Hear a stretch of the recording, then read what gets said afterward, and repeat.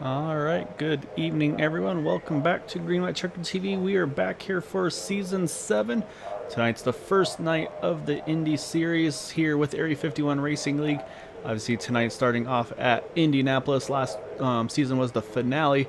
So we're going to start things off here at Indianapolis. And you can see in the schedule, then will be followed by Michigan, New Hampshire, Road Atlanta, Phoenix, Charlotte, Milwaukee, Sonoma, Kentucky, Dover, Homestead, and Texas. So I got a couple of road courses in there, saying a pretty good mix of the bigger tracks and also some of the kind of the shorter, more technical tracks as well. So you got a pretty nice mix here for the series. So everybody's going to be going after here. So you can see also on the right side, it was a $30 buy-in for the series. However, every race, top 3 drivers get some cash in their pocket. $15 for first, 10 for second, third for fifth, or sorry, 5 for third. And then season champion gets $150 on top of that. So say the big change though, you're going to see right there, we still have the one faster pair, but the big change, 3 tire sets. We used to see these drivers pretty much pit every time they had the option get tires.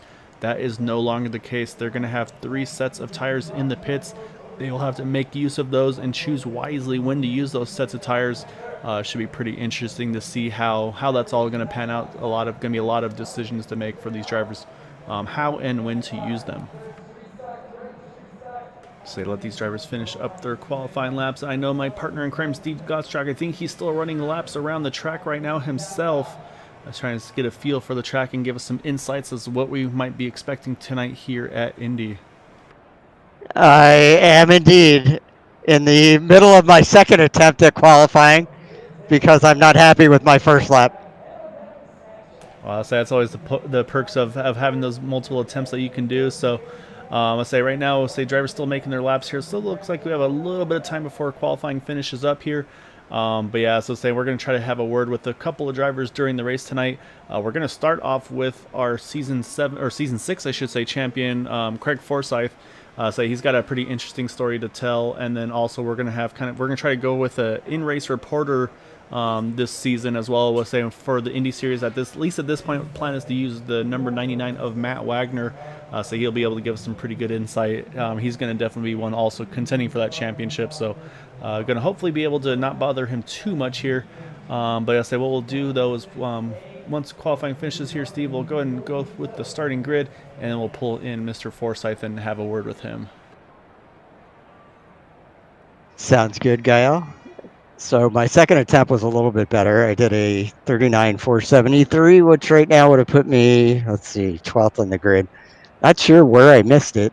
You look at these lap times though, Steve. I mean, from 5th place is a 462 to 474 to 12. So I mean, just hundredths of a second made such a big difference tonight. But let's say it looks like we're going to have a new face to start talking about right off the get-go here. So let's pull up our starting grid. And that driver to mention is going to be that 007 of Henry Bennett on the pole with a 39.383. Next to him, as we mentioned, number 99, Matt Wagner. Third is Charles Teed. Fourth, our defending champion, Craig Forsythe. Then you get Robbie Richards, David Payton, Benjamin Combs, and Tom Miles. 9th through 16th, you got Chad Wilkes, Bud Steele, Anders Arhus, Gary Corley, Todd Merkel, Ivan Pla, Charles Johnson, Quabi Brooks. And then 17th through 22nd, see only John Brill of those made a lap time in. Then you got James Ledford, Eric Schaus, Dwight Plush, Jim Brooks, and Michael Spell rounding out our 22 drivers. And I wonder whether Eric Schaus did that on purpose today or whether he touched the wall and had his laps not count. That is a very good potential. So you never know. This track definitely does bite. It's really easy to kind of wash up too high off the exits here. So you see the field just about to get going here. So I'm going to pull something up while we grab our season 6 champion Craig Forsythe. So Craig, I'm going to pull up the picture of your setup that you got to do for this evening, and so I'm going to let you explain to the viewers why you've got this rig you've got set up right now to be able to race here tonight. Yeah, hi, thanks, Gail.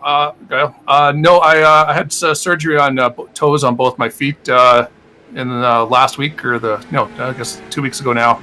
So I'm going to be not using my feet for the next 2 months. So I refuse to just sit on the couch and do nothing. So came up with a little way of running throttle and brake off of another set of wheels that I had. So strap those to the to the back of my rim and doing the best I can to use my fingers, basically going like Wickens and trying to pretend I'm as good as Zanardi, and nowhere near as good. Yeah, I mean, it's an amazing thing that you're working on here to do that. And so basically you're going to have kind of more like your index, maybe middle fingers on the throttle, and your kind of your ring finger, pinky, that's going to be where you'll be shifting, I'm guessing? The opposite. Top two fingers are gas and brake, and the middle ones are still doing the shifting. Okay. All right, well, I'll see you entering turn number 3. So say, first off, obviously, congrats on that season 6 championship, and say, obviously, good luck as well. So I look forward to seeing you get 100% soon, and then be able to kind of go full tilt and beat up on these guys again. Yeah, it is a strong field, and this is going to be the toughest season yet. So looking forward to it. Good luck tonight, Craig. It's quite a challenge you got. All right, I'll move Craig back up there, Steve. So yeah, I'll say, however, our pole sitter, Henry Bennett, again, this is his, I believe, his first season here, at least full-time season with Area 51, and he's going to start off strong here on that pole position. So we'll see what he's going to be able to do. We've had a couple drivers mention that this is going to be a tough field this season. Definitely some pretty big names here as the pace car is in. Wait for that green flag to fly, and we will get underway here. 75 laps is the scheduled distance. Green flag is out, and we are down and away at Indianapolis Motor Speedway.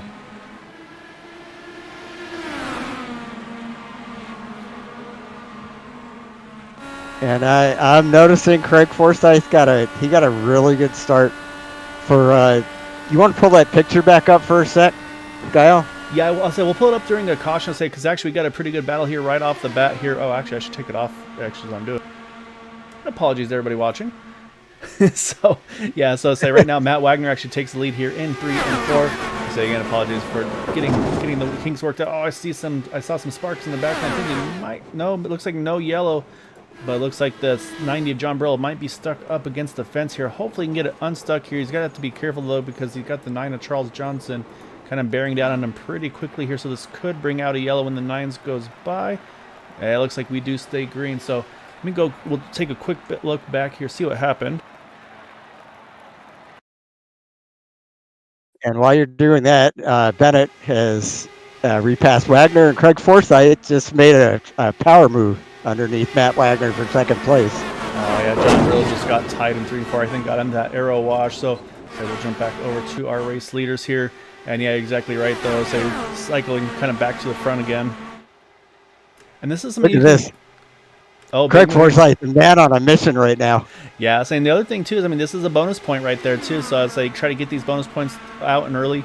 And one thing you will see, this is pretty common that you'll see up front here with these Indy cars, is they kind of play that what do you call it? Kind of that leapfrog game where someone will lead, and then you'll see exactly what Henry Bennett does here. He jumps to the inside here. He's going to try to get that spot back, and then you're going to see probably Craig do the same thing again down the front stretch. So it's just a way for this lead pack to kind of keep the pace up a little faster than maybe what they would do if they stayed single file. Yeah, and that's because of the draft. The car that's following gets a heck of a run on the car in front. Yeah, you're exactly right. As they're saying, there goes right on cue. Craig Forsyth jumps back to the inside here, entering turn number 1. So what you can do though now, if you're right in there third like Matt Wagner, and then right behind him Robbie Richards, if you're that third, fourth car in line, you can really save a lot of fuel here. I say just kind of ride there, run the tall gear, run in 6th, and kind of just save as much fuel as you possibly can. Let's say we see that in the actual Indy 500 as well. It's one of those strategies you can take to try to just maybe stretch that fuel window just that little bit further, because the fuel window sounds like, Steve, it might be in the low 20s. With this being a 75 lap race, if by chance we do go green to the end, that extra couple laps could play big towards the end of this thing. Yeah, it could conceivably save a pit stop. So you just got to be careful, because I say you're going to have a lot of different opinions there. You see Robbie Richards, he makes a move on Matt Wagner entering turn 1. That's cost Matt a lot of momentum. That's opened the door for Charles T. You see he's gotten by there in the 0-5. And then right behind him as well, you see a couple drivers trying to make a move. Benjamin Combs, David Payton right there behind in 6th and 7th. So that's kind of the risk versus reward. You try to save some tires, save some fuel. You start kind of getting involved with some of these drivers that get after it here early on. And at least for the moment, I'm sure it won't last, but Craig Forsyth and Henry Bennett have pulled away from the rest of the field. Yeah, you're right. It's given about a second lead here, which, I mean, and what they're doing right now, again, this leapfrog that they're doing, this is going to help them keep that pace up right now. I said that last lap they were over half a second quicker just from that passing that was going on behind them. So what we'll have to see is the lap times. Usually with these cars, about 2 seconds is the magic number to have that draft in front of you. As you can see now, you got Charles Teed looking to the inside of the 12 Robbie Richards. But usually if you're within about 2 seconds, you can still make those moves happen. And catch the leaders in that draft. So I think right now they're sitting here. Apologies for technical difficulties. I'll keep an eye on things. I'll try to make sure we're back up and running here.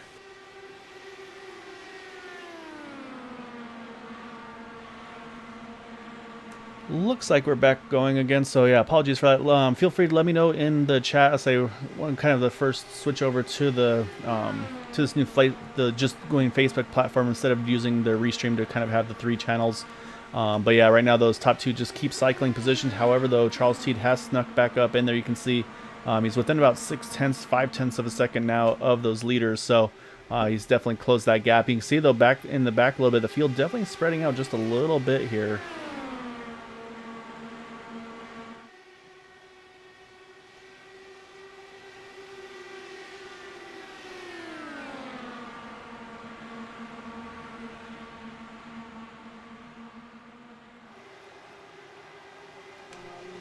So we're looking around here. So you're going to look around for some, not a ton of big movers early on here. Obviously, we talked about this top 2, and actually I'm going to jump back to them because we got the top 4 all pretty much lockstep with one another now.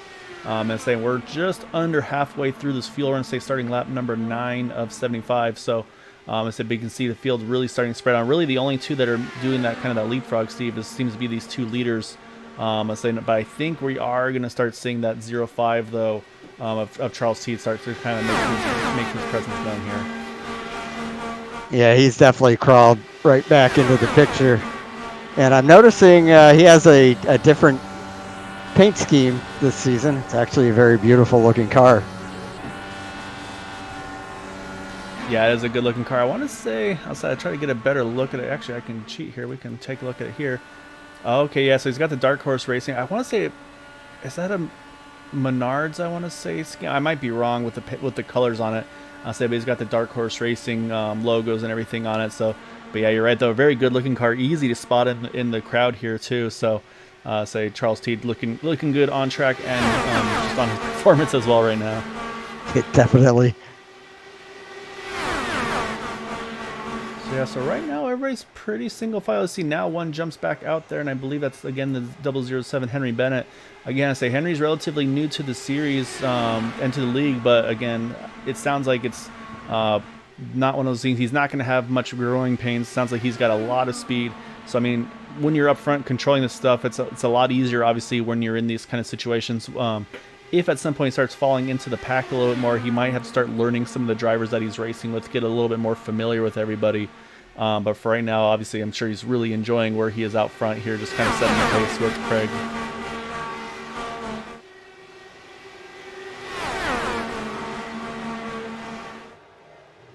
It's really good to see that Craig's contraption is working so well. Yeah, you're exactly right. So I'm trying to look around. Like I said, not a ton of big movers right now. I think actually one of the bigger movers so far had to start a little further back, though, is that 76 of Jim Brooks. He's gone from 21st to 14th, so +7 for Jim. And actually right behind him, Michael Spell doing the exact same thing. He's gone from 22nd to 15th, so those two both gaining 7 spots so far at the beginning of this race. Otherwise, it's maybe kind of 2-3 spots are the other big gainers here. So looks like a lot of different strategies here. We mentioned Matt Wagner. He started in the 2nd position. He's dropped back to 7th, but I think right now for Matt, this is really by choice for him. I think Matt's right now just kind of on cruise control, trying to make sure that he doesn't, again, tries to probably save some fuel, save some tires, because I think drivers that are pushing really hard here are probably abusing their stuff just that little bit extra compared to where Matt is, I think, at this point, even with that aero push. Yeah, and it can definitely help with the aero push to save your stuff more than the other people do. Yeah, so this is obviously a difficult track to do that. I mean, it's a very single groove track, but for whatever reason, these cars just aren't I wouldn't say aren't affected, but aren't as badly affected by it as some of these other tracks. And saying actually one of those drivers we do need to mention as well, new to the league as well as that 71 here, Tom Miles.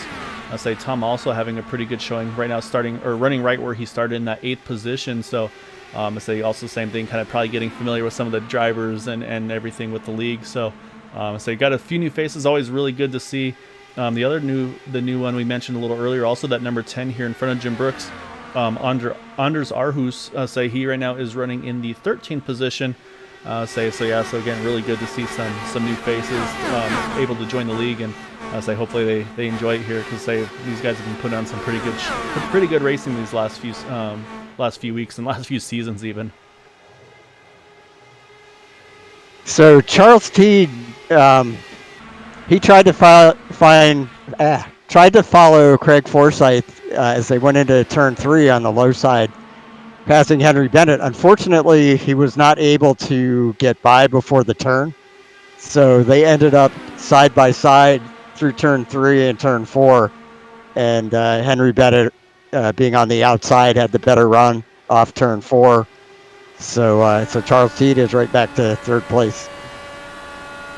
Yeah, so I was saying, we did talk to Matt Wagner a little bit before the race, and he had mentioned that the inside, actually, he felt like the inside was maybe a little bit more difficult than maybe would be expected, as you see a big run there by Charles entering turn number 1 there. But yeah, so I was saying that might be what we saw right there with Charles trying to be on the inside, trying to get around Henry Bennett, just not quite being able to. So it's a very good point that maybe that inside line isn't going to be an easy pass to make. Usually these cars are kind of, you want to run the low line. That's kind of where everything happens. But at this point, maybe that momentum on the top group might be where you want to be if you're playing defense. Well, plus the person on the inside has to really pinch off the turn on exit, so it's a much harder maneuver to make when you're going almost flat out. Yeah, that's a good point. I mean, these cars aren't dropping below 210 through the turns, it looks like, still, even after 17 laps under green here. So, yeah, so it definitely gets a little hairy when you start getting side-by-side with cars through the turns. So Indy usually see exactly what we see up front, still seeing with Henry Bennett and Craig Forsythe. You kind of just do that leapfrog game. That's going to usually be the passing you see. At some point, I'm sure we're going to see some drivers start to kind of push a little bit more, especially once the pit stop window starts to open. But again, I think what we're seeing here is a handful of these drivers, though, I think are just really kind of trying to manage their fuel. Again, there's a lot of adjustments you can do in these cars as well. We've always talked about the weight jacker, the ARBs, front and rear, but you also do have fuel mapping adjustments you can do. So it might be possible to try to save a little bit of fuel, maybe using a different map for certain parts of the track here. Probably not the caution map, obviously, but yeah, I mean, there's definitely maps you can use. As right now, Benjamin Combs has David Payne all over the back of him in that 38 machine in the 77 here as they enter turn number 3. Oh, you see one had I think that was a 12. I want to say Robbie Richards. Yes, had a it moment was. there entering turn 3. He's been able to gather back up, but that could have been very big right there.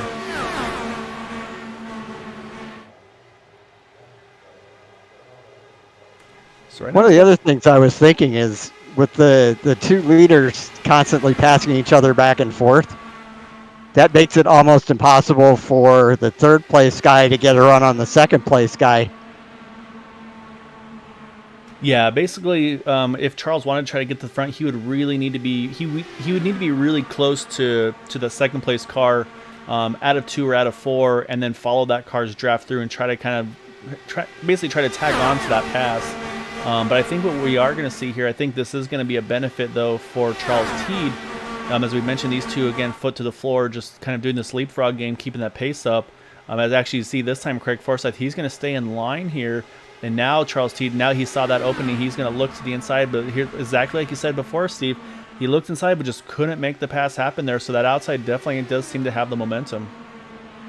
Yeah, definitely. If you can't complete the pass before the turn, you're probably not going to make it.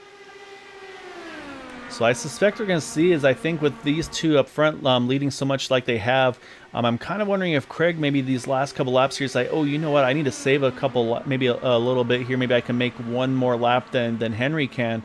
Because I have a feeling we're going to see these leaders here. Actually, here they come together.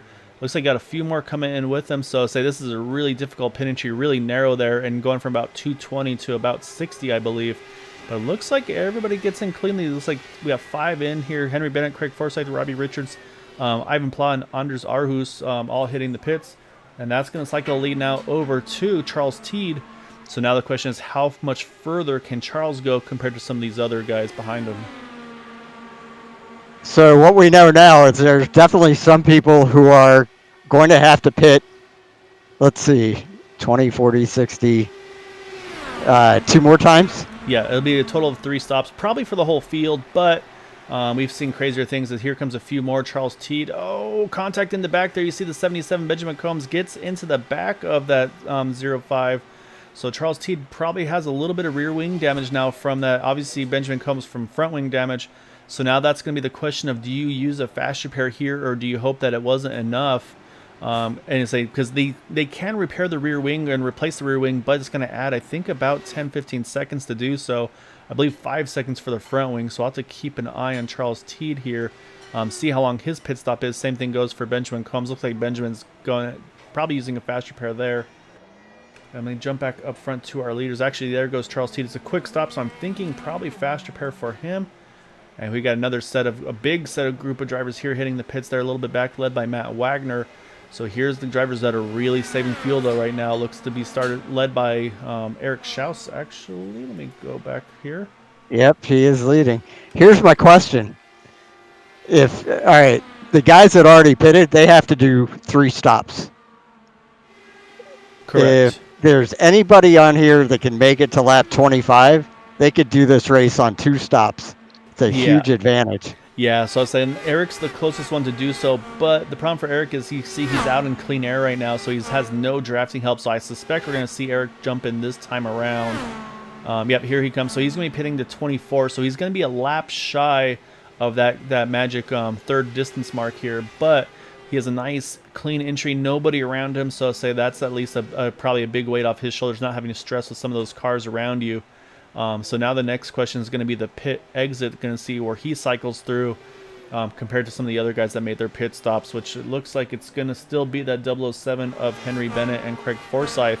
And you can see they're trying to see if they can get rid of Matt Wagner, so we'll have to see what the interval looks like because they've all kind of separated just a little bit here. Most important thing for Eric Schaus is he just needs to be able to catch the draft. Yeah, saying Eric's just now rolling out of the pit, so I say not going to be a move here to get the lead by any means, but I think Eric's thinking long term as well. So I say his goal, like he says, is to be able to grab onto the draft, which I think he's going to be able to do. So he's going to be coming out of turn number 2 right now. He's going to follow in right behind a couple of guys. Looks like Jim Brooks. I believe that's James Ledford as well. Actually, no, I'm sorry, it's Bud Steele right there in front of him. So he's going to have some good drafting help with some guys that he's very familiar with, raced around a lot. So say now if you're Eric, this is going to be probably where you try to go full fuel save. Again, try to minimize time loss, but yeah, try to save as much as you can if you want to try to, if you can't make it on 2 stops, at least maybe make that last stop a very quick splash. And I say up front, those leaders were not able to shake off Matt Wagner. You see he's got back to the rear wing of that 007 of Henry Bennett.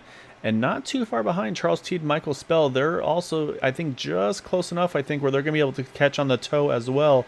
The question is going to be David Payton there in that 6th spot, Steve, in the 38 machine. I don't know if he's close enough to be able to grab back onto the toe of them. However, if he can, that's going to bring the 6 of Bud Steele, the 72 Eric Schaus, and 76 of Jim Brooks.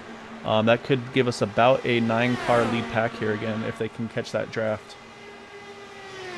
Well, they've definitely got some work to do because they are closing the gap. Eric was 5.7 seconds behind the leader. Now he's 5.1. Yeah, so the gap is shrinking. As you can see, the 05 and the 88, Charles Teed, Michael Spell, they have caught the lead pack. So you got a lead pack of 5 now.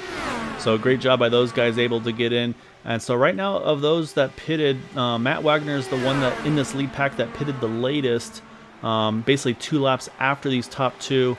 Charles Teed, Michael Spell, they pitted 1 lap before Matt Wagner, or sorry, 1 lap after, 1 lap before Matt Wagner, but 1 lap after Craig Forsythe, Henry Bennett. So they're kind of in the middle ground here. So right now, Matt's actually the best on the fuel side of things here so far. And yeah, looking at lap times though, say Bud Steele is going to be the one to watch right now. He's leading that second group. He ran a 41.29 compared to the leaders 41.49, but they've got a big group of cars catching back up to them as well. So they are doing that kind of that leapfrog game as well, though, trying to see if they can close that this gap here.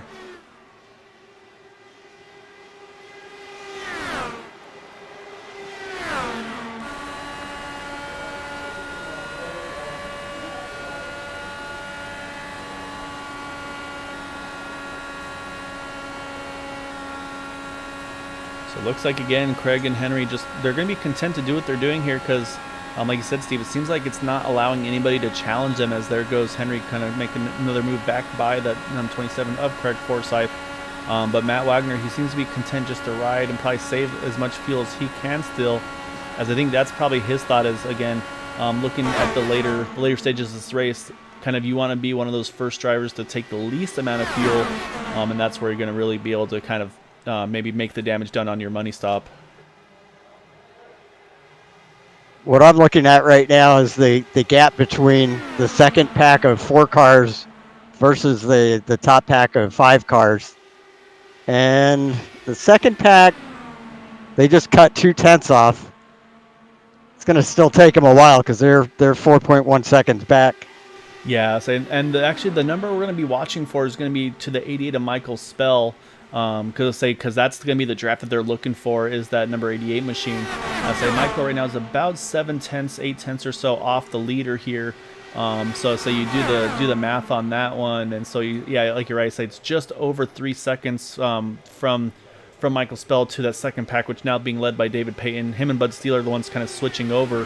But yeah, you're exactly right though. If they can get into that magic kind of that 2 second mark. You're going to see lap times pick up extremely quickly, and you'll probably see probably one of the fastest laps of the race.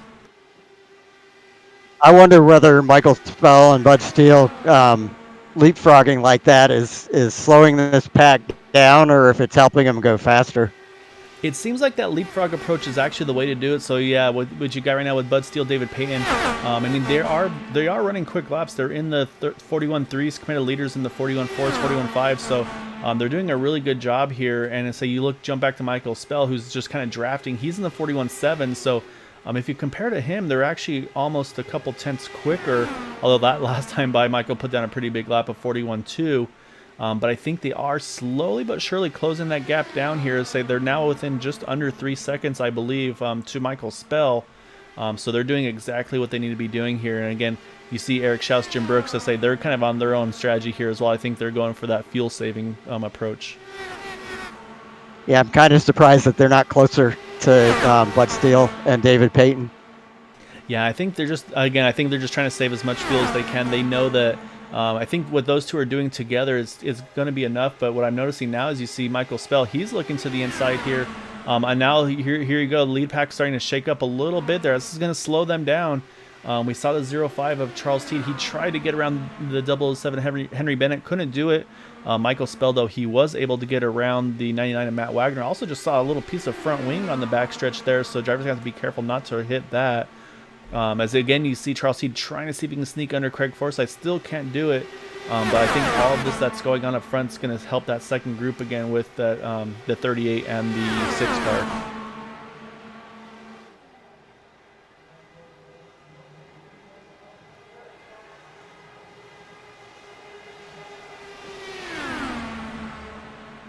I have a feeling that front wing may have belonged to the 11 of Quabi Brooks. I see him sitting in the pits. Oh, as I said, a caution is out.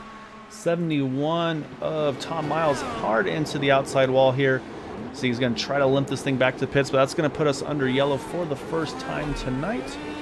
So it's going to be a big break for a lot of these drivers to close up to the field, but again, going to be what a lot of these drivers did not want to see towards that front group.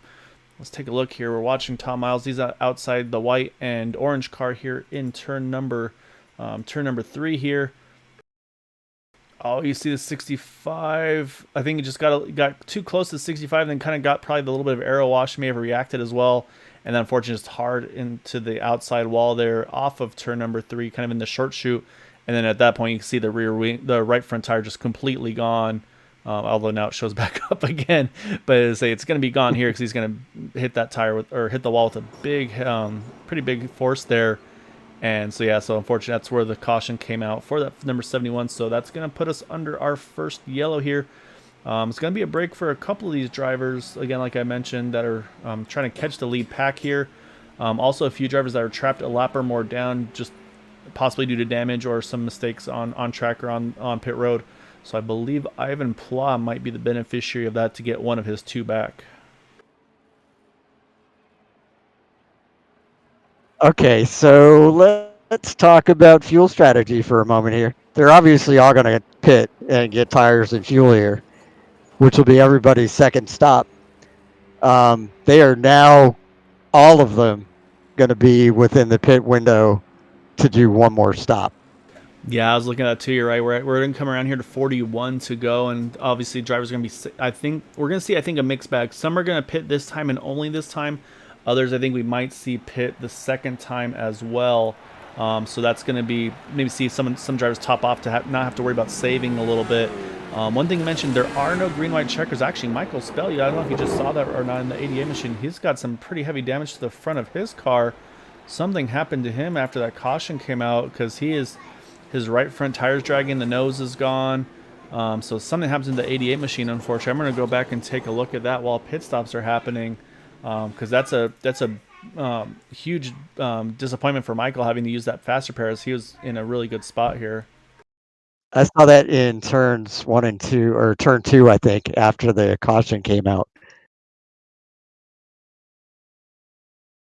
Yeah, I'll take a look here. Say we were slowed down for the yellow. I'll say this is gonna be one of those things he doesn't want us to look at, so apologies in advance, Michael. But yeah, so you see.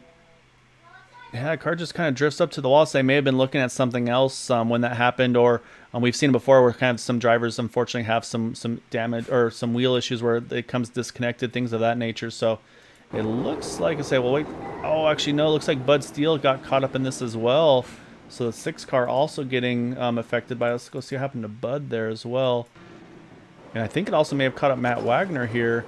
You guys see Matt slow down for it and say, yeah, he just gets hit from behind there. So a lot of drivers getting caught up in this one, Steve, and a lot of our front runners as well. So you can see the rear wing on Matt Wagner's car dragging as well. So I think a lot of these drivers having to, unfortunately, honestly, kind of waste a faster pair there. The 88, the 6, and the 99 here. So looking at the pit stop times, and yeah, based on the pit stop times, that went ahead and they used their faster pairs. So that's unfortunate for all those guys. So they got to be careful here and try to keep it clean to the end.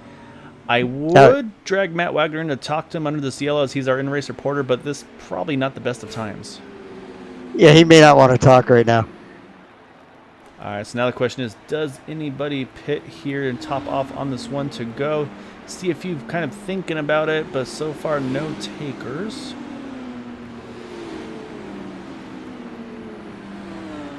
Looks like only one coming in the pits. I think that's Ivan Pla, who was got his lap back, so pits are open for him this time. So yeah, so I think, like you said, Steve, I think this is going to be the plan for these drivers, is just to go ahead and pit here.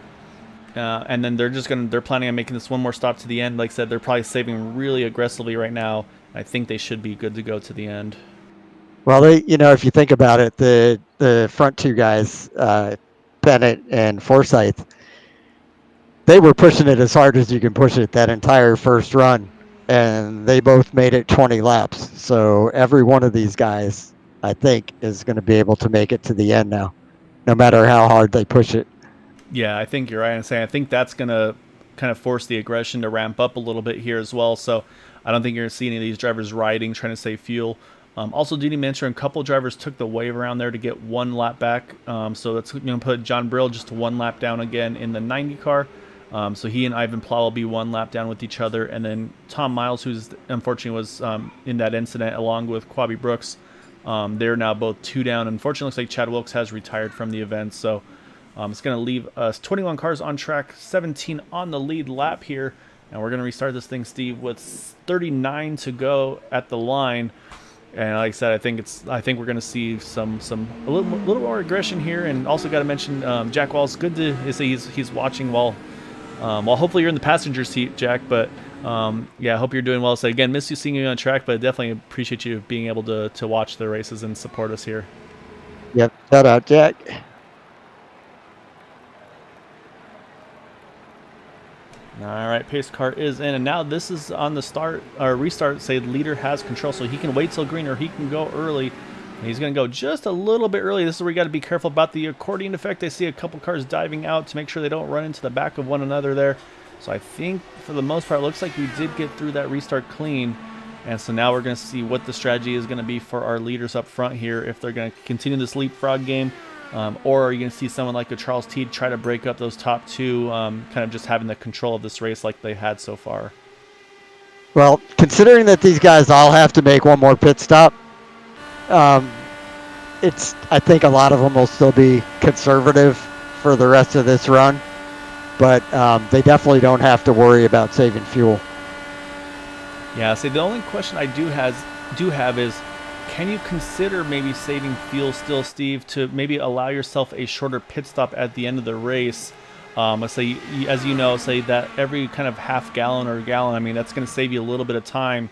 And there are no green, white checkered finishes with the Indy Series. Let's say they've gone to mimic more of what the actual Indy Series is. So lap 75 will be the finish of the race under caution or under green.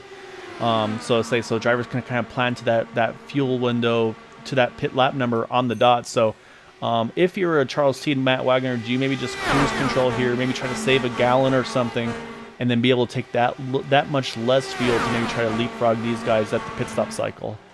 No, I think that's definitely that's a smart strategy, and it wouldn't surprise me if some of these guys are doing that. And of course, the other question is they do run slightly reduced fuel tanks on these cars, so I don't know what the tire wear was. Obviously, that would be the other question: is does anybody risk maybe trying to fuel only stop, thinking maybe if they can get themselves out in front far enough that maybe the tires won't play enough of a role. But I'm thinking you're still going to have to take on, let's say, 90% of a fuel load compared to maybe filling it to the brim. I think at that point your tires it's going to take about the same amount of time to do tires and fuel. So I want to say it's in the seven or so second range, if I'm not mistaken, for tires stop here. Yeah, and I'm pretty sure that the fuel takes longer than the tires. Oh, it may not come to fruition anyways. I see a car spinning around the backstretch, and yeah, we are back under yellow, so it's going to be a non-issue, but I think it's going to be somehow a solo spin for that 12 of Robbie Richards. I saw him getting loose off of 4. We could see it kind of in the background there, so that's going to put us back under yellow here. So now I'll say definitely no question about making it to the fuel. So let's see what happened to this 12 machine. Yeah, it's about the one way you could spin these things out. That leads me to think that he got onto the rumble strips here, so we're taking a look, and yep, that's exactly what he does. And I say these cars just do not react well when you kind of have the change of the banking that these cars. You see, he does a great job, almost has it saved there, and great hands by the 48 there. James Leffert just sneaking on by. You see I think that's kind of trying to catch the bright green car. It's not John Brill, I think that might be Ivan Pla. You see Quabi Brooks snuck underneath as well. So spinning out in front of a handful of the field, they're still able to keep it under control or keep it green. Great job by all his drivers avoiding him, and great hands Robbie Richards as well. I mean, he somehow is able to keep that car from wrecking it there, and that's hard to do at Indy. If these things spin around, usually you're going to hit the wall with a pretty high rate of speed. Tom Miles made a really nice avoidance move too. Yeah, so this is going to be a big break, I believe, actually, for that 75 we just mentioned. Ivan Paul, yeah, there he is in that bright green machine. I believe he is the first car one down, so he's going to get his lap back here, and he's going to be back on the lead lap as well, so big break for the 75.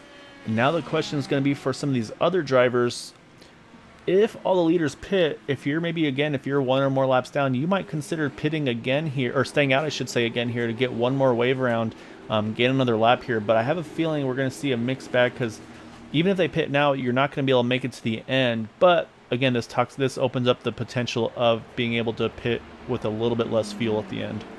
Yep. And let's see if we get some fakes thrown here. Late decisions. Looks like a lot of these drivers staying out. First one in is not Eric Schaus.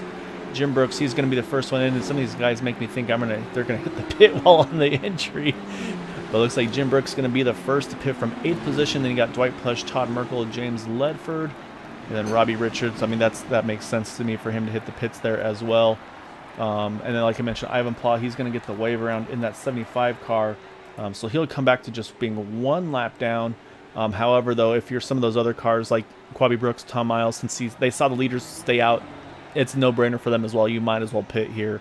Just get a little bit of extra fuel. Maybe you can kind of get lucky on a caution cycle and have something happen kind of in between the pit stops. Yeah, definitely.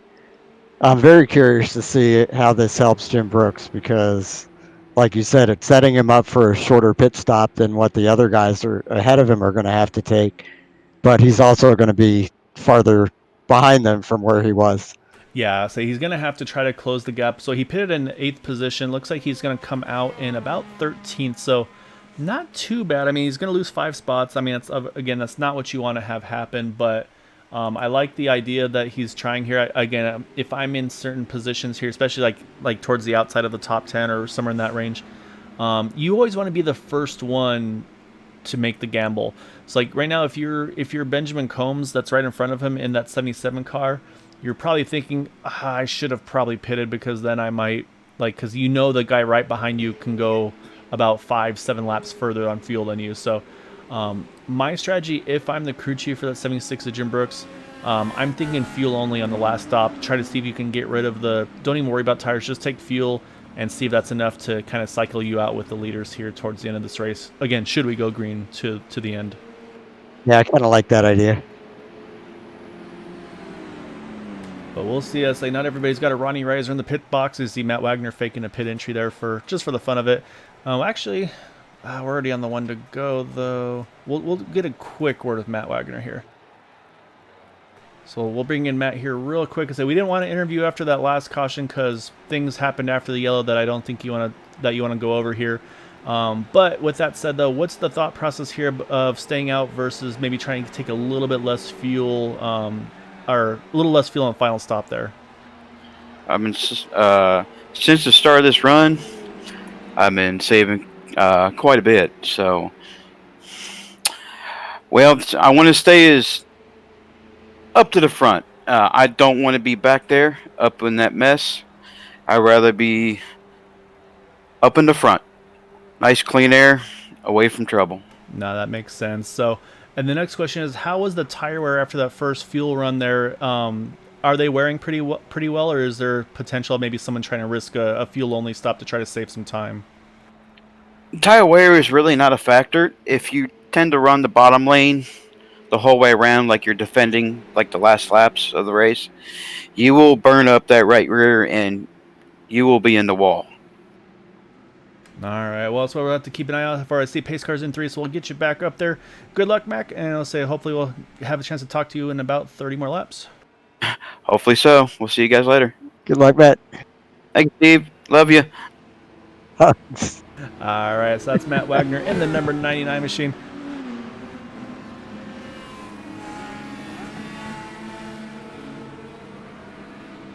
All right, Steve, so we're going to get back after here. Craig Forsythe leading the way now. Again, I don't think we're going to see anything different here. Now the question for Craig is, when does he want to drop the hammer here and get things underway? Does he go early? Does he go late? Again, early is going to be preferred for those guys in the back because you always worry about that accordion effect on the restart. However, he is waiting a little bit longer, so these guys in the back have to be extremely careful. You see a bunch of them jumping out to make sure they don't run into the back of one another, but they still are going to have to be careful as we are back under green. Charles T, though, gets a great restart. Might be able to peek under the nose of Henry Bennett. Can't quite do it, though.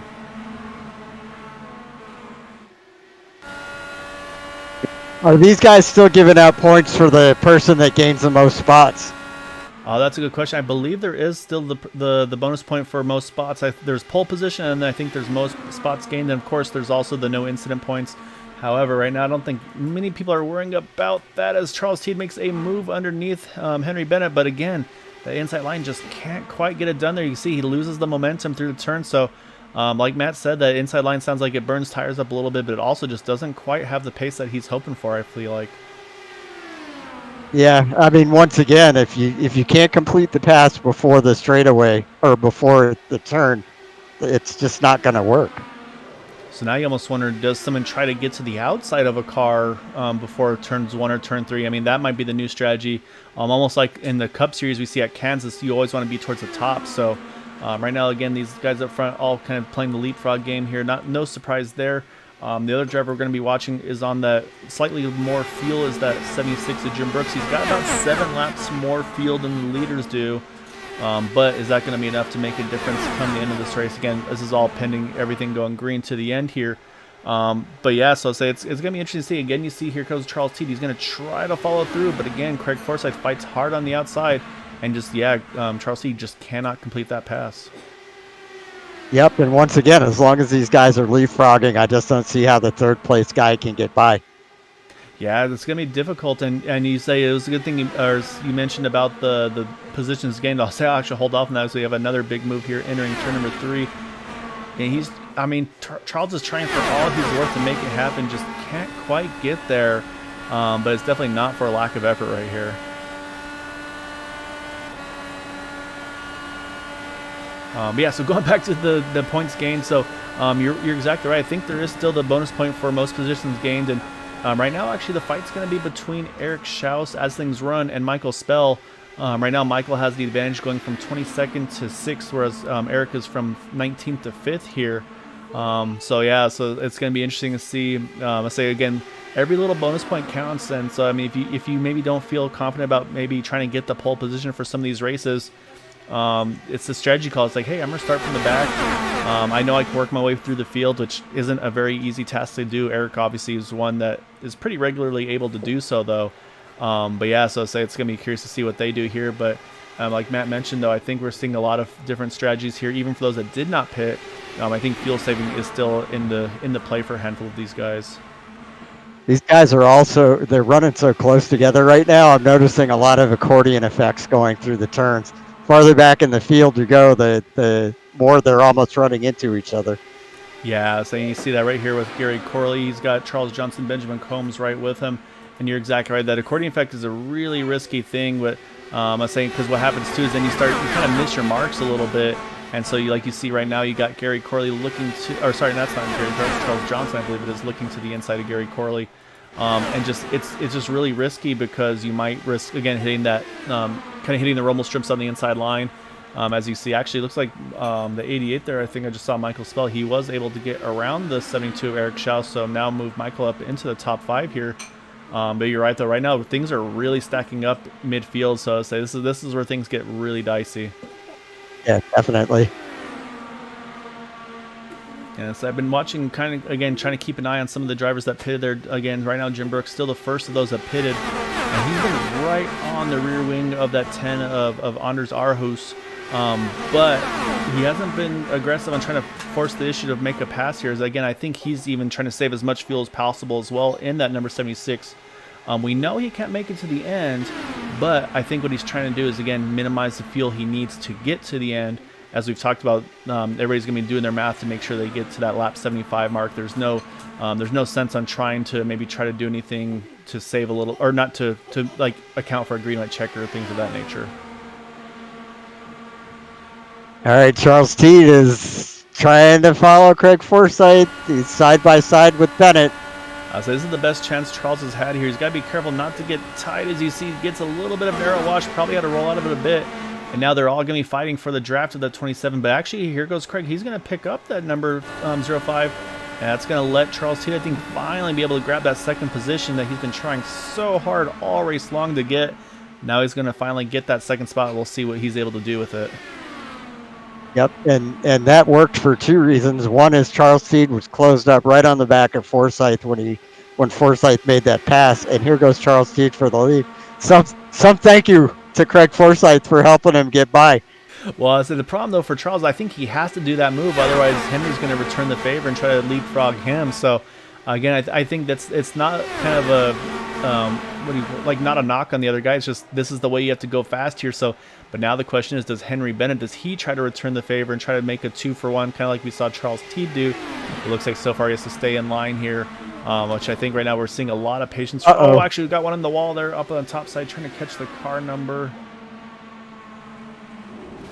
It's the 6 of, yeah, it's the 6 of Bud Steele there. That is going to bring the caution out. Actually, I think it may have also been James Ledford, I think was maybe where the initial contact was. We'll go back and look. I think a couple cars had some contact there to bring the yellow out here. I think just that's when that one car got stuck in the wall. See, actually, no, it looks like it was the 6 of Bud Steel where it began. And you can see right off the bat here, it was, oh, actually, no, he had some contact there. Trying to catch the car number that he made contact with. Is that the 9 of Charles Johnson? I think it may have been the 9 and the 6 getting together here. So I think what happened there, Steve, is the 9 actually, he gets the arrow washed from, I believe that's the 38 of David Payton. And unfortunately just washes right up across the path of that number 6 machine. Nothing that Bud could do is say he was already pretty high up there, and then from there he's just along for the ride, unfortunately. So then say obviously I think there's some contact further back here, which I think may actually be where the yellow came out. We'll wait and see, because I saw a couple cars spin around after the fact.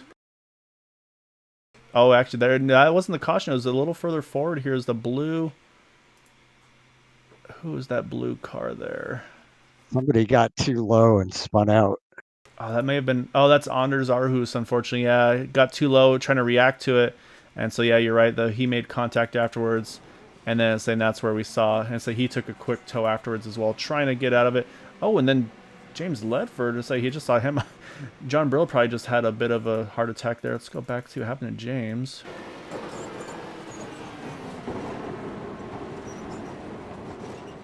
Oh, James had contact from Anders there. And that's what sent him down into the grass as well. So we're going to jump back current, though, because we got some pit stops going on here, Steve.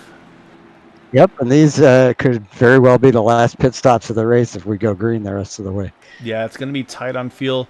So we'll see. It looks like a few drivers are going to take advantage here and try to get that wave around, or at least be the last car in the lead lap. Trying to see who is the official wave around. I believe it might be John Brill who gets his lap back. But this is going to be the battle here off Hill Road. This is where I want to watch the 76 of Jim Brooks. Does he fuel only or does he take tires? Because if I'm him, I would have thought about taking fuel only to try to gain some track position. But looks like Craig's going to easily win the race off of pit road there. And I believe that number 1 pit stall is going to serve well for Henry Bennett there, get him back out in second.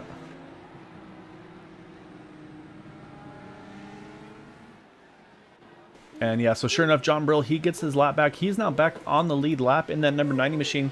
That's actually, you know what, Steve? I want to go back because John was very, very, very close to not being the lucky ducks. He almost got into the back of that 48 of James Ledford when he spun back up across the track. And for where I was sitting, it was very close. Yes, it was. So Jim Brooks has definitely gained spots. He's behind David Payton now, and 1 spot away from Eric Schaus, who he had been running with before before he decided to pit again. Yeah, John Brill with some big moves there. First avoided the 10 of Anders and then avoided the 48 of James Ledford there. And so those 2 big moves actually allowed him to get back on the lead lap. So huge break for John and great driving by him as well. So he's going to get back on the lead lap here. And yeah, like you mentioned, Jim Brooks, now he is up to 11. So yeah, I think he did gain a couple spots. And do you see anybody on the apron, Steve? I see Eric Schaus on the apron. Eric on the apron? Never. It could be that he's trying to save fuel more than anybody else. Eric is Mr. Fuel Save. Oh, I got a couple late takers there. I saw Charles Johnson jumped in along with, looks like James Ledford, Robbie Richards. They're going to hit the pits as well.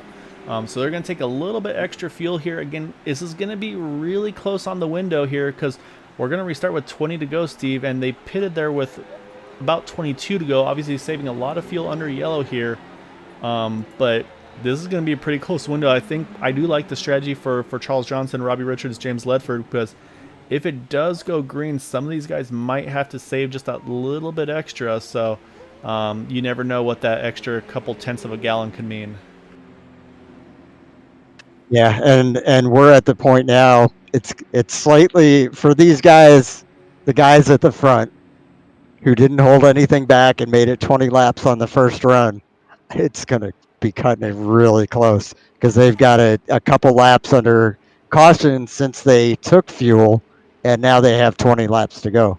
Exactly right. We're going to restart with 20 to go, but they pitted, like you said, with 22 to go, I believe it was. So Again, I mean, they're obviously just trying to sip the least amount of fuel as possible right now. Also, do need to mention the 11 of Quabi Brooks. He took a wave around there. Steve stayed out, so he's back to just one lap down. He cannot make it to the end, but he's banking on another caution and being a lucky dog to be able to get back into contention here. So I like that strategy. Say at this point, I mean, you're either going to finish in about 18th, 2 laps down, or you could finish 18th still, even if you have to make a pit stop. So, however, if you get a caution, then you have anywhere from 17th to 1st to go. So I think I like that strategy call for him. But up front, though, we're going to be watching this number 27 of Craig Forsyth. We'll wait for him to go. We'll watch from his kind of the rear wing cam, if you will. And he's able to go whenever he is ready, which he's kind of laying back a little bit. There he goes.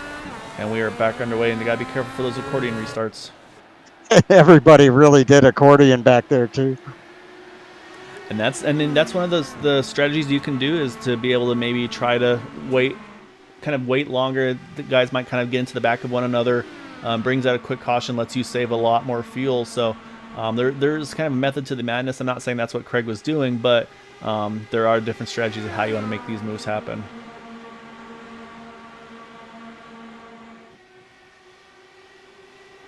All right, I think business is picking up. You see, here's our first driver. Actually, I think I'm not sure if he made the move to the outside or if Eric tried to make the move on the inside. I think David Payton actually just made an outside pass on Eric Schaus, though. That's exactly what happened. That's going to move David now up into the 5th position. So it might be like we said, Steve, if you want to make a move, you might have to get to the outside of that car to make this pass happen.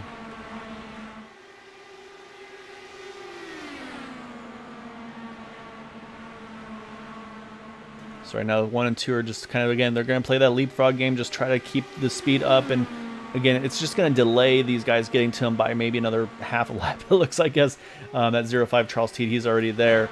But again, now the question is, how do you make these passes happen? Because we've seen how difficult it was. Charles had to work extremely hard to get to that 2nd spot.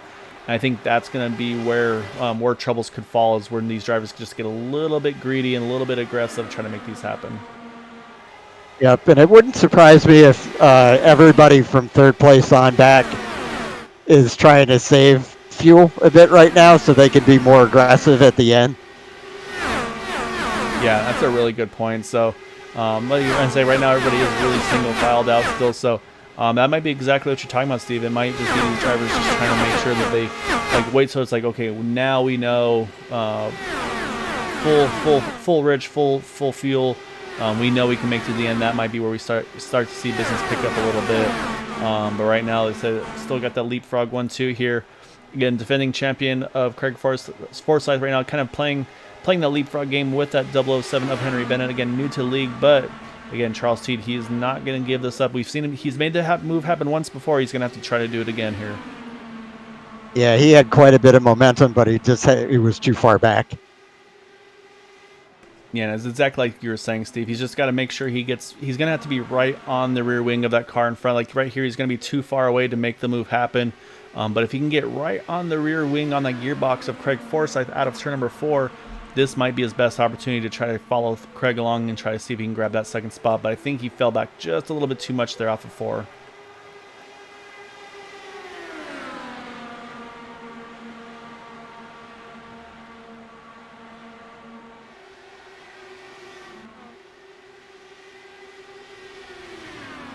Also notice, I don't know if you saw that, but Henry Bennett made a really late arc into turn 1, really gave him a lot of speed through the 1 and 2, or through 1 there to get into 2 through the short chute.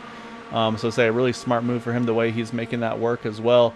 As again, you can see the driver starting to get a little bit antsier. You see David Payton wanting to try to find a way to get around Matt Wagner. Saying that's the thing, is you try to be as patient as you can, but at some point you're going to have to kind of force the issue yourself. As you can see, Jim Brooks also starting to close the gap on these two as well. So yeah, right now it's just, I think it's going to be all about who has the momentum win and if they can make that pass happen. And if it stays the way it is right now, all the way to the end, this coming out of turn 4 between Henry Bennett and Craig Forsyth is going to be very interesting. Yeah, it's almost going to be who wants to make the move win, really, is going to be the strategy call here for you kind of want to be, it seems like to me, you want to be right here where Craig is coming off of turn number 4, You want to be behind that 007, so we'll watch here as they race back to the line here. I say we'll see if Craig's able to nose him right there. It's almost a dead heat there at the line. But from where I'm sitting, I feel like you want to be in that second position entering turn number 3 and just try to get the best exit you can off 4 to make the move happen. Matt Wagner looked under Charles Teed going down the backstretch, but just didn't quite get there in time to try and make that pass. Here's a big move, though, for Charles Teed. He's as far up as he's been for a little while, but still, again, can't quite get it done. So I'll say Charles Teed trying to make anything and everything happen to get to be in that second position, but I'm sure we're going to see Craig and Henry be a little more aggressive and trying to defend that spot.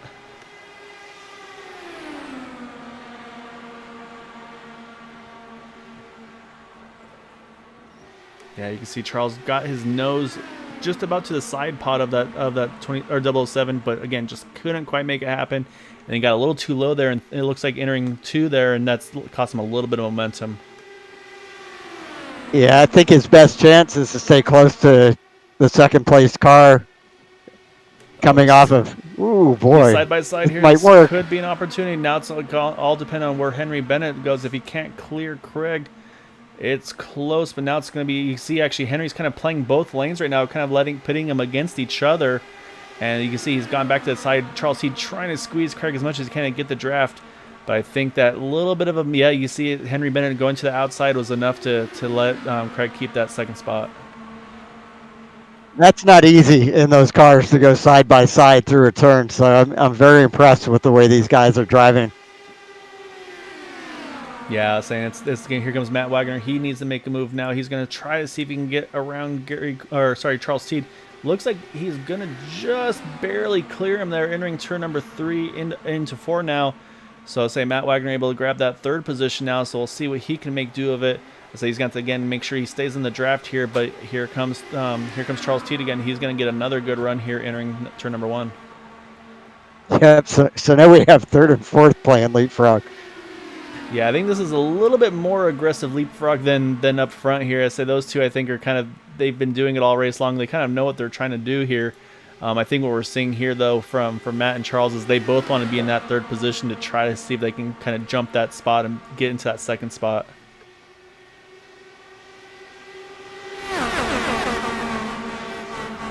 Already, this time around, see, we're going to be coming around to 10 to go. A few new movers here a little bit as well. David Payton, he's been able to jump up into the 5th position, so David's starting to pick it up, not David Payton, Gary Corley, that's the name I'm looking for. We're going to go back to Charles Teed because, again, he's side by side with Craig Forsythe through the tunnel turn here. We'll see if he can complete the pass or not, but again, looks like Craig's going to have the momentum for the moment. Now it's all about where the draft's going to be.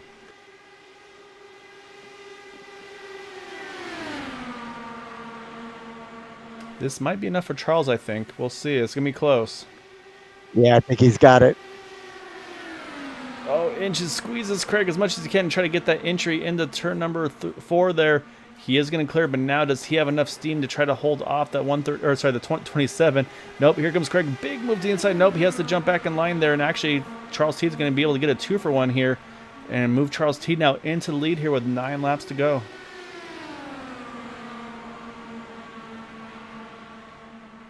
Looks like the risk for Quabi Brooks didn't pay off. You see, he had to make a pit stop, so he is back down to 2 laps down. I think it was worth the gamble there, but unfortunately does not pay off. However, now, again, that battle is going to be all about this fight for 3rd place. I think now is going to be what the battle is going to be with these guys. Just trying to be that 2nd car in this group here. I think that's where we're going to see these drivers fight hard for. Now we got Charles Teed in that 2nd position, kind of going back and forth with Henry Bennett. Now, again, Craig Forsythe going to try to find his way back into it. Matt Wagner also going to try to find his way in here as well, because I'll say this race is winding down very quickly here. Yep, we have, 7.5 laps to go. I'm sure that these guys are starting to feel a little bit antsy. Yeah, pressure's going to be ramping up here as, again, Henry Bennett's going to go ahead and try to get around that 0-5 of Charles Teed. Again, these guys are going to play that leapfrog game. 1 and 2 aren't too worried about it. It's 3rd and 4th. That's going to be where the aggression really lies. You see Matt Wagner tried to get around Craig Forsythe, couldn't make it happen. He's also gets a little wide off of 4 there. It's going to open the door for David Payton to make a charge on him. And yep, there goes David. He jumps inside. I saw a piece of wing fly off there towards the front stretch. So We might have a driver missing a part of their front wing or part of their car potentially. As actually see one really off pace. I think that may have been the 65 of Gary Corley. Looks like he's going to hang on to it for now, but I wonder if it might be from him because that car seems like it lost a lot of pace there over a really small amount of time. Something's going on with Jim Brooks because he's lost a bunch of spots now. Oh, okay, so yeah, it might be the 76 machine that had an issue here. So we're going to keep back up front because you see Matt Wagner now. He's actually to the outside of Craig Forsyth, so this could be the position. Nope, he has to fall back in line again. So yeah, these guys are going for all their worth right now. Saying it's going to get all the more aggressive as you see Craig Forsyth trying to figure out which line he wants to follow here into turn number 1. As right now the leaders here actually side by side. We haven't seen this all night, Steve. These leaders actually running side by side through the turns and now down the backstretch. And that's because Charles Teed decided to stay on the inside all the way down the backstretch to block Henry Bennett from getting underneath him. So now they've ended up side by side. So the strategy is changing as Charles Johnson out of nowhere. He's joined the mix here in that number 9 car. He was one of those guys that topped off. So say we know Charles, he can run full rich pretty much to the end as well. But you're right though. I think Charles Teed, he's starting to play the protect the inside game here, and that could really change. You can see it's really kind of slowed the pace of this race down as well. And you see it's pretty much brought the whole field right back into this mix. So it's all slight contact between the 27 and the 9. Craig somehow hangs on to it. Gonna lose a ton of spots, but I don't know how Craig kept that car in one piece there. That's a heck of a job hanging on to that. So unfortunately, we got to jump back to the front. Henry Bennett looks like he's gonna just barely clear the 05 Charles Teed. Inches between those two cars as they came out of turn number 4. Now Charles is gonna make the move again back to the inside line here, coming to 4 to go here.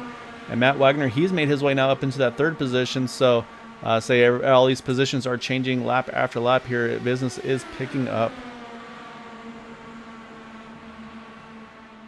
And I think what Charles Teed discovered there is it's going to be hard to hold Henry Bennett off if he protects the inside line like he's doing right now. Yeah, so it's going to be tough to do. Say the only thing that this might allow, again, I mean, this kind of stacks the field up a little bit behind him, so it could allow for someone to maybe try to make a move. The only thing is it does put him at a risk of someone maybe trying to make a 3 wide move on the both of them. As I was about to say right on cue, here goes Matt Wagner. Matt. No, Matt's thinking about it. He's trying to find where he needs to go. That's going to open the door for Charles Johnson back to the inside as we've got 3 to go. Wow.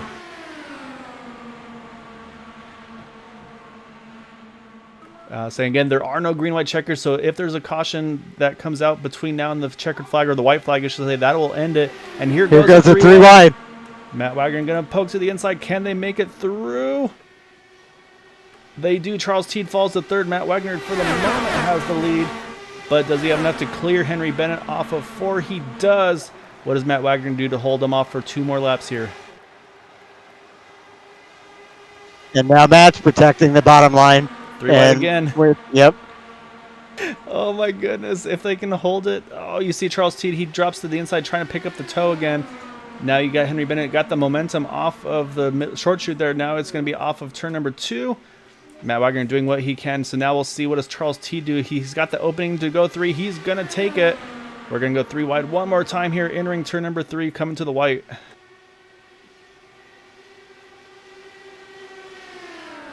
All right, Steve, one more set of corners that they can get to the white flag. They will race it out to the finish.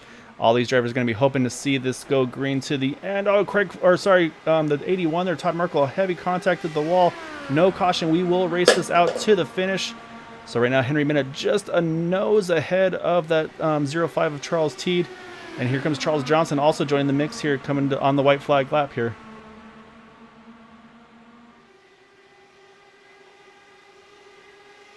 You see Henry, he's breaking the jabs. He's trying to prevent Charles Teed from having any run on him. He is going to jump to the outside, though, coming through 3.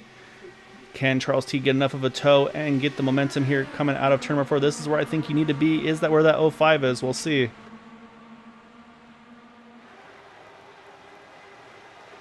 Oh, Gets the inside, gets a big run. Here goes Matt Wagner. I think Henry Bennett ran out of fuel there at the end.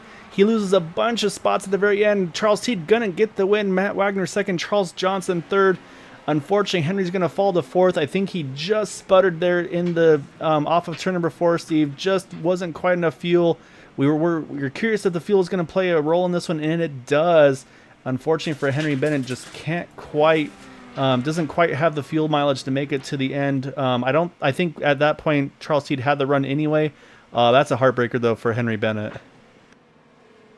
Yeah, that definitely is. But That still, being said, though, what a race. Oh, my goodness. it was intense. If that's what we've got in store for us for season 7, and this is race number 1. This is usually where things are rough and there's a lot of silliness and craziness, but these guys just amazing today. What a race. I got to catch my breath after that one.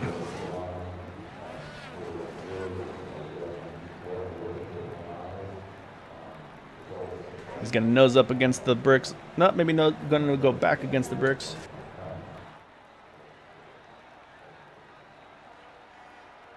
I think he may have run out of fuel already trying to celebrate there, Steve.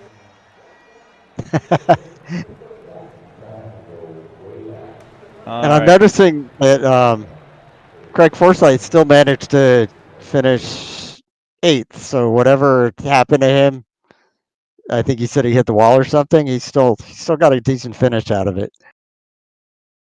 All right, so we're gonna go back and watch this last lap again, Steve, because there's a lot to try to show what happened. Unfortunately, Todd Merkel did have some contact coming to the white. Luckily, no caution because we wouldn't have had this amazing finish otherwise. So you can see though, Henry Bennett had the position over Charles Teed. You can see them all snaking down the backstretch, trying to break the draft as best they can. But then Charles able to jump to the outside of Henry Bennett here off of into turn number 3, and then he really tries to pick up that tail off of 4. You can see he runs that kind of the over under here, and then this is where I think the 007 007 just starts to run out of fuel here, because you're going to see that they all start to make a really big gain on him. Charles puts a big move to the inside, and I think at this point that 007's already sputtering, or if not completely out of fuel, because you'll see how quick Matt Wagner chases him down here. And so at this point, you thought it looked like it was all the draft, but then right there you see he just has no pace anymore. And unfortunately, I think that 007 just ran out of fuel there. So then it's kind of the race across the line here. Say, if you're Charles Teed, everything's looking really good for you there. And so you can see everybody's kind of jumping out, trying to find their way through. So you see here comes Charles Teed. He comes across the line first. And then you're going to see Matt Wagner in that second spot. And then Charles Johnson just sneaks around that number 007 of Henry Bennett. Gary Corley brings it home in 5th. Then you got David Payton, Eric Schaus, and like I said, there's Craig Forsythe somehow still finding a way back to 8th position.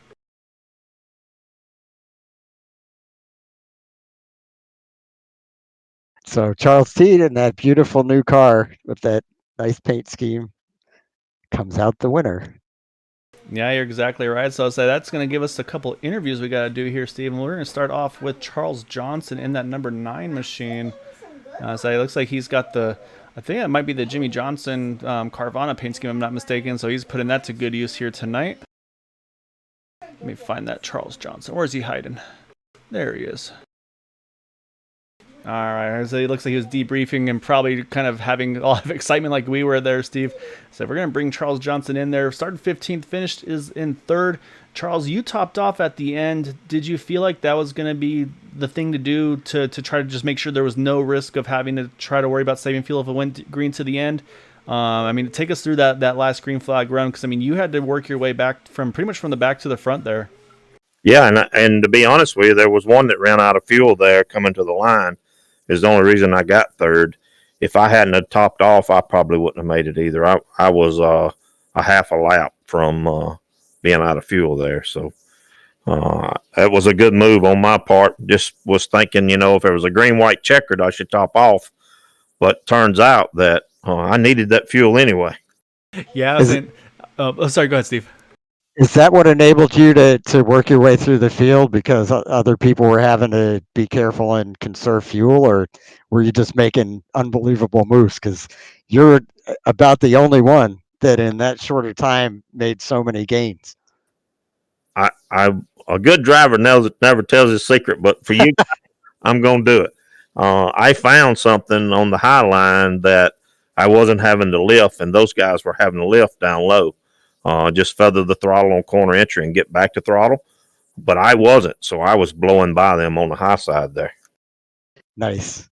Now that'll definitely help, and say it's gonna be one of those things where it might be one of those accidental successes, Charles. Because actually, I believe the Indy Series they've actually gotten rid of the green white checkers to just kind of mimic the Indy Series more. So with you going into that final stop thinking about the green white checkers, I think that actually may have proven a benefit for you in the long run of things. So. Yeah, I'd say one of those situations where that little bit of extra fuel obviously paid off huge for you, but like you said too, I mean, just making big moves there at the end. I mean, that was. I mean, take us through it on your. I mean, Steve and I were kind of. I don't know if stress is the right word or not, but I mean, like my hands were like death gripped on just watching everything that was going on. I mean, how wild was it for you? It was pretty wild up there. Once I got to those top 5, I was like, I think I'm just going to be okay with the top 5 and see if they wreck each other. I could have probably passed a couple of them, but I just kind of took it easy from there on because they were really aggressive up there. So I was scared that what I was sitting there in my mind thinking, what's best, get a top 5 or get aggressive and try to get a top 3 and end up in a wreck. So I was just going to ride there. Ended up passing one car that slowed there with a couple laps to go. I don't know if he was on old tires or what. And then one run out of fuel coming to the checkered flag. So that got me my 3rd place. Yeah, I mean, it was a wild one at the end. I'm gonna say, and if that's you taking it easy there at the end, I'd be afraid of what you going full send was there, Charles, because there were some really good moves there. With, I mean, you guys, like I said, you guys were all jockeying for position really, really well. I mean, it was aggressive. You weren't wrong there, but it seemed like it was really clean as well with you and Charles, Henry and Matt. Unfortunately, Craig got kind of shuffled out there at the end when he had a bit of a moment there off of turn 2, I think it was. But man, I mean, just awesome race. It was so much fun for us to be able to watch and be able to commentate on as well. So I mean, yeah, great job tonight, Charles, and definitely want to give you the floor for any thanks and shout outs you'd like to give. This is 2 times in 2 races, guys. So for someone who self-evaluates, seems like I'm getting better. But to give a shout out first, I want to apologize to Bud Steele because I did get tight. After I got under him and slid up, I was all the way out of the throttle and turning the wheel and still got into him. So I cost him, I think he was out of quick fixes by then, and he had to get out of the race. So I do want to apologize to Bud. There's not a cleaner driver on the circuit than Bud Steele, and I hate it anytime me and him get together. Thanks to you guys for what you do. Thanks to Air 51 for putting these races on. Thanks to the fans for coming out and watching Green White Checker TV. And thanks to all these competitors for coming out racing. Good, clean racing tonight. Overall, I think everybody was trying to do their part to be clean and respectful to each other. So, but it's tough when you got a car that pushes like these things were tonight. Yeah, so the aero push is definitely a tough one to fight, and yeah, I mean, and that's what we saw too. Is once you got behind, I can't remember which car it was you're behind, but you could just tell that you completely lost the nose of the car, and unfortunately, to say at that point you're just kind of a passenger there. So it's part of these guys to say. Obviously, it's a handful to drive these guys in close quarters, even with all the weight jacker and all those adjustments. That's like I can't keep up with all that kind of stuff. So I don't know how you guys do it yourselves. Yeah. And we were in Discord. We were talking about weight jacker. I think I was up to a 3 there at the end of the race. So just trying to keep the push out of it and do what you can. But man, that high side groove. Once I found that, and actually Bud's the one that told me about it, and I got up there on that high side, and that thing took off. So you found the groove you needed to at the end. Awesome job though, Charles. It was a blast watching you work your way through there and watching you guys battle that out at the end. Like I said, if this is what we got in store for us for season 7, it's going to be a fun one. It sure is. I look forward to talking to you guys every race. It's great to see you back up front, Charles. Yeah. All right, so now we're going to grab in our second place finisher and our in-race reporter as well. So we were able to chat with him just a little bit the previous time. It's going to be Matt Wagner in that 99 car. So so Matt, obviously you were in contention there at the end. It seemed like, I mean, from where we were sitting, it was pretty much everybody was fighting to try to be that that first and second car, kind of doing the leapfrog game, you didn't want to be in that third spot because getting 2 second was just, it was really difficult to do from where we were watching. How difficult was it for you to try to make that happen? It was very difficult with the aero push and all that. That being, oh God, Craig, Charles, and Henry, they are a phenomenal group, and they're very tough to pass. I was conserving up to waiting to about the last 5 laps of the race, and then I start going. Excuse me. How close on fuel were you? I say with you being saving, we obviously, unfortunately for Henry, he did run out there coming to the checkers. How close were you? Because you were one of those that did not top off. Charles actually did top off on the one to go. You and Charles and the rest of the guys, for the most part, all stayed out there. How tight were you on fuel to making it to the end there, even with the saving? Even with the saving, I had about 2.4 gallons remaining. Oh, okay, so you actually saved really well. During the beginning of the run, I would change it to fuel map 3 and run just safely running behind the group and not really force an issue. Don't want to cause any accidents. Have a nice, clean race. But unfortunately, I'm sure you saw that. What happened? What lap was that? Oh, and the pit stops? No, when Michael Spell wrecked on the caution. Oh, yeah. Sorry, after the caution. Yeah, no, unfortunately, yeah, we did catch that. We actually held off from interviewing you at that caution. It's like, he may not want to talk yet, so we let you be there, let you probably stew a little bit. But, I mean, unfortunately, like you said, you lose kind of some of the bonus points there for the incident-free race. Obviously, nothing of your doing, but, yeah, still, I mean, awesome job to bounce back. And, of course, and that's actually a good segue, too. I mean, how stressful is it for you knowing that you're out of those faster pairs? You can kind of, you have that one just like kind of in your back pocket when you need it. Hopefully not, but just in case you do, does that adjust your driving after you realize that, hey, I'm gonna have to go the rest of the way without anything? No, it does not change my mindset whatsoever. My mindset is to stay out of trouble and have a nice clean race. That's my mindset as soon as I get in the car. Matt, with about, I guess, 4 laps to go, you did a 3 wide on the inside and were able to take the lead. What was your thinking after that on how you were going to try and hold those guys off to win the race? And once they got by you, what were you kind of strategizing to try and do? And what do you think you could have done differently? What could I have done differently? My plan as soon as I got past was try and take him 3 wide to the checkers. But unfortunately, I think it was 3 or 2 to go. I was stuck in the middle, and I let Craig go. Not Craig. I let, pardon me, Henry and Charles go. So my plan was to see if I can sneak in from the outside and see if I can get that big draft and draft right past him and take the wins. Hopefully steal one. Unfortunately, that didn't happen. Yeah, I mean, I didn't say that was kind of a similar thought. I was thinking you try to make that 3 wide move, like say, kind of get the double toe, if you will, and then you see them fight. You see them block the one side, so you jump to the other side and try to sneak on by there by the end. But I mean, Correct. That being said, though, I mean, just you guys going 3 wide a couple. I think it was like 2 or 3 turns in a row. There, just incredible racing between you. Like you said, also just hard racing, but again, really, really clean racing. I mean, that's all you can really ask for. Like, I mean, I know you want to win. But I'm sure that was probably a pretty satisfying finish nonetheless. Yeah, it was impressive as hell. All you guys. Yeah, I know. It was it's a big change in this league, and I'm really excited to run the rest of the season. My first mindset, actually, I'm going to add this. I'm going for points this season.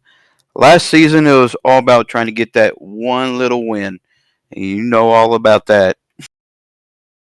Oh, yeah. Yeah, And you did finally get it. And I finally get it. Now I am going for bonus points. It's all about the chase.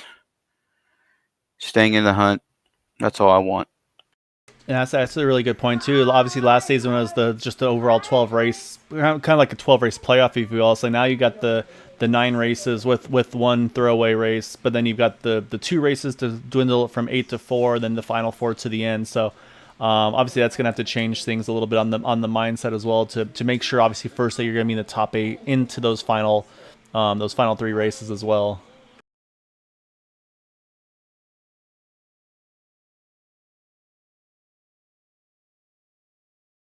All right, so I don't know if you have anything else for him, Steve.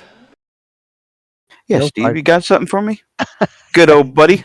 I miss chatting with you. Just that off week period, just like put me in a drought.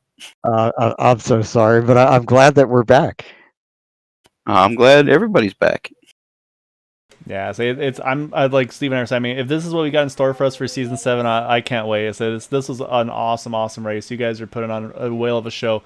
I was personally nervous about season 7 starting at Indy, but you all proved me wrong. So yeah, great job, Matt. So I look forward to catching you, I'm sure, more often. But yeah, I mean, great run tonight and way to go get in that second spot. Yeah, heck of a show you put on tonight, Matt. Thank you. I want to shout out to everybody in this race. Good showing, guys. Good job. Good job, Charles, in the win. Henry, I'm sorry you ran out of fuel. That's too bad, but I'll be looking forward to racing them throughout the season. As will we. So yeah, great job, Matt. Look forward to having some future chats with you here again. Like always. Bye, Steve. Love you. I mean, Matt. All right, that is Matt Wagner. But now we got to jump over to our race winner, who's probably been waiting for us this whole time. And saying, Steve, you mentioned that's where bring that number 5 of Charles Teed on in over here. They say started third, finishes on top here tonight. They say we mentioned, Steve, let's say obviously switch to that new paint scheme. They say it's a good looking paint scheme, and it looks like it. I don't know if that maybe helped you get a little bit extra boost there at the end to get that top spot tonight. Yeah, we'll take it, boys. Thanks, Steve. Thanks, Kyle. I switched numbers with Craig. Craig had asked for number 27, and since I've made that switch, the car's gone a lot faster. So between that and the paint job is definitely what's doing it for us. But that was a lot of fun racing with those. Yeah, great drivers up front. So I'll say it was pretty much at the beginning it was pretty much the Henry and Craig show, kind of doing the leapfrog game. We knew you guys were we kind of figured you kind of saving fuel for a while, not worrying about that stuff. And then it kind of got to the point where it's like, okay, it's going to be really tight on fuel, either on a one stopper, and then of course screen to the end where it looked like you can make it to the end there. But there's that one point where you could kind of see it's like, okay, Charles is saying, you know what, I'm done riding. I want to be part of this. I don't want to just ride around here in third. But it took you a lot to get finally into that spot where you could get by second place and kind of be the top 2 leapfrogging thing. What did it take to get up there? Because I mean, it seemed like you had to work harder than anything to just even get to that position. Well, I think first and foremost, these guys are better drivers than I am, so it definitely takes me getting fortunate and getting a good run on them. Craig and I were in the same channel during the race, and that definitely helped, but I was certainly biding my time until like the last 20 or 30. I was showing a nose into the corner, but not forcing it. Once we got down to the end, it was every man for themselves to just stick it in there and hang on. But I will say, man, Henry, Craig, and Matt and I just had an unbelievable battle there the last 10 laps. I mean, going 3 wide, back and forth, and it was nutty. Yeah, I mean, that was insane watching you guys. I say we saw the 3 wide, and Steve and I were like, it's like, oh, okay, here goes the 3 wide. What's going to happen? You guys get through it unscathed, and it's like, hey, next straightaway, let's do it again. And it's like 3 or 4 laps in a row, you guys are just going 3 wide on one another and just making it work every time. Like we were saying, it's like it was hard. It was aggressive racing, but you guys kept it clean. You gave room. And say, I think obviously, unfortunately for Henry running out of fuel there at the end, I think even without that, you made the move. And Steve and I were talking about that. Did you have a mindset of where you wanted to be coming to the checkers? Did you want to be up front? Were you hoping to kind of be in that second place and use that toe to the finish? Well, I would have preferred to be in the front and been able to try and block a line a little bit, but he had a good run on me, so I was forced. So I tried to go wide into 3, and he kind of washed up in front of me. So then I just had to try it again in 4 just to come back across him and get a good draft. I think I was going to get him even if he didn't run out of fuel, but I ran out the next lap. I couldn't even burn it down. So it was really tight on fuel. But yeah, that was a good one. I told Jim before the race, I said, I'm going to win this one tonight because I'm tired of playing second fiddle to all you guys to keep winning. So we had to go for it, and it was a good fun race. So very fortunate. Were you worried at all coming off of turn 4 that Henry was going to go all the way down to the inside to try and block that run you had? I did. So that's why, if you notice, I went higher. I haven't seen the replay yet, but I know I went higher than he was. So to open up the ability to either go high or low, I was going wherever he wasn't, and I just had a killer draft on him. So you're kind of a sitting duck there. Once someone gets that close to you, there's not a whole lot you can do. You need to control the momentum more in the short shoot. And I had a really good run because he got a little bit away from me. Excellent. Well, it was wonderful watching that pass at the end. It was more wonderful inside the car, trust me. But yeah, it was a lot of fun. I want to thank you guys for always putting on a good broadcast. I want to thank the guys here at Area 51 and my boys that I run with in Dark Horse. It was a good run. Corley had a good run. Ben had a good run there through parts of the race. I don't know exactly where Ben finished, but yeah, it was good fun. So some really good drivers in that group. Yeah, no, you guys did an awesome job tonight. Yeah, you're right. I say Gary getting back up to the top 5. He was making some big moves late. And then you're right. Ben getting up into the top 10 in that 9th position. So yeah, you guys had a really good run tonight. We know you guys are obviously the ones to. Obviously I get to race with you guys on Wednesdays over on your Dark Horse League. So I know what you guys are capable of doing. So I'm sure it's nice to kind of put the admin hat away and just kind of just do driving duties and no better way to finish it off than getting that win here tonight. Exactly right. Yeah, it's a ton of work, and so tonight just to be able to show up and run is a lot of fun. So we have some exciting news that we'll be announcing here in the next few weeks as well too about an upcoming race that we're going to be doing. But it's a little bit early because everyone's excited about that. So there's going to be a big race coming up this summer. Looking forward to it. Yeah, hopefully, I'll see if I can find a way to get involved one way or the other with you guys. It's always a blast to be part of it with you. You as well, Guy. It's a blast. Thank you, gentlemen. Yeah, I enjoy this one, Charles. It was well earned. It was a lot of fun to watch. I had almost probably, I don't know, I think I probably had more fun watching than being involved in it just because I didn't have the added stress behind the wheel. Yeah, it was. I was mortified of how that fuel was going to play out, but with about 4 to go, I knew I was good, and it was 5th gear the whole way around the track. So I think that played a lot into it. I think there's some people still trying to do a fuel save, and that definitely hurt them. So good stuff. Yeah, I'll go back to 5th place now going forward and get out of everyone's way. I think we'll see you up front more often. But yeah, no, definitely enjoy this one. Charles will say, enjoy it, and then say, well, obviously I'll see you tomorrow night, and then we'll see you next week. I'm sure full steam ahead again. Congrats on that win, Charles. That's a heck of a show you put on. Thanks, gentlemen. You guys have a good evening. All right, Steve, that is our race winner there, Charles Teed. Like you said, I'll go while we talk about it, we'll go back and we'll take a look at that final move to the start-finish line here, that way we can get a better look at it one more time. Like you said, he just got a great run off of turn number 4 here, and then like you said, he jumps to the inside and you can see right off the bat, I think Henry just knows he can't do anything about it, so he just held his line there, and I think probably Henry also knew the fuel was starting to kind of go on his car as well, so doesn't obviously want to cause a big wreck or anything like that at the end. So hats off also to Henry. It takes a lot of sportsmanship to know when you're so close, but you don't quite have what you needed there to get it at the end, but to kind of just hold your line and not risk wrecking the whole field kind of a thing. So hats off to Henry there. I think we're going to be seeing plenty of him as well in this season 7. Yeah, I second that. That was a very sportsmanlike move that he made there. Oh, but man, what a race!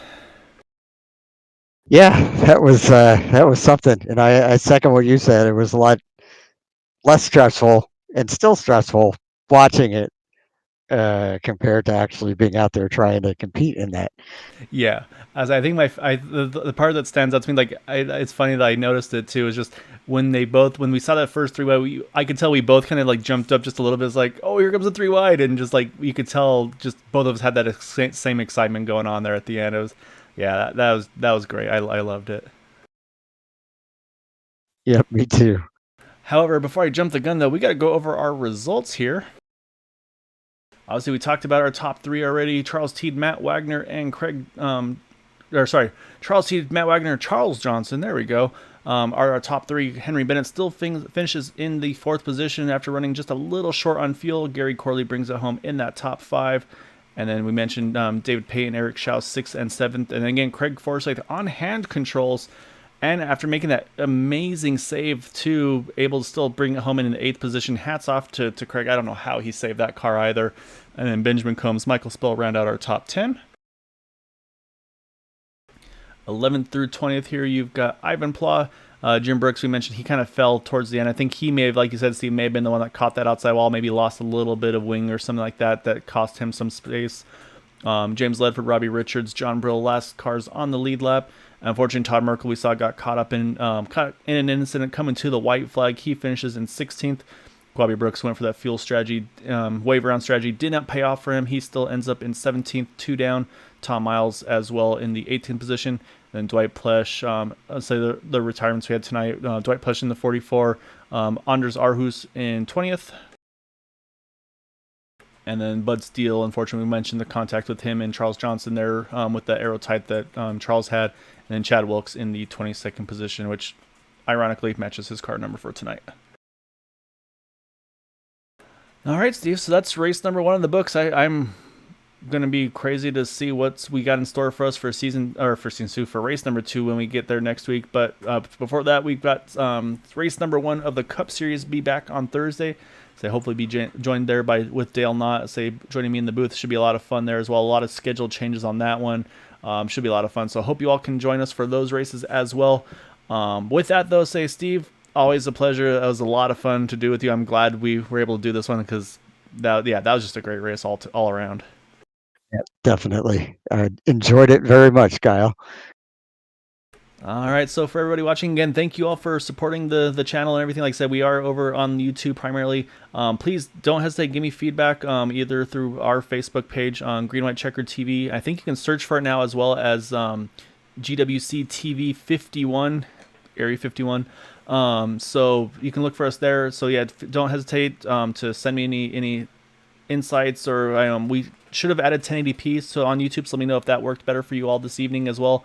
I said definitely want to do anything I can to make the product better for you all. So with that, thank you again for joining us. It was a lot of fun tonight. Congrats again to Charles Teed on the win and our top 3, Matt Wagner, Charles Johnson. And we'll be back on Thursday night for the Cup Series opener for Season 7. So until then, as always, if you can, please try to stay home, stay safe, wash your hands. Until Thursday, have a good night. Night, everyone.